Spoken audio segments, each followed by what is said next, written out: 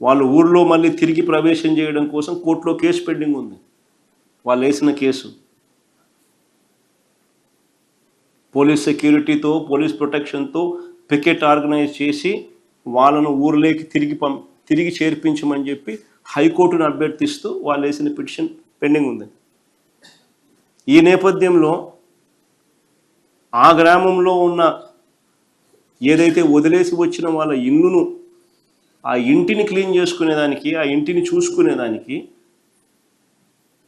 ఒక దళితుడు, ఒక సామాన్యుడు, ఒక పేదవాడు, ఆయన భార్య తన ఇంటికి వెళ్ళి ఆ ఇల్లు చూసుకునే క్రమంలో అక్కడే ఆమె సిక్ అయి ఆ ఇంట్లోనే ఆమె ఉండిపోతే భార్య సిక్ అయింది అని చెప్పి చూడడానికి ఈ పేదవాడు, ఈ దళితుడు, ఈ సామాన్యుడు, పాపం ఈ కార్యకర్త చూడ్డానికి పోయినాడు భార్యను. పోతే అటాక్ చేసి దారుణంగా రాడ్లతో కొట్టి చంపినారు. సిగ్గుండాలి ఏమన్నా.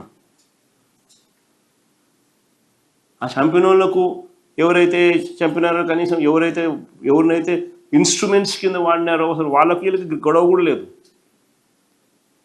అంటే పైనుంచి ఉపయోగించి వాళ్ళను చంపించే కార్యక్రమం.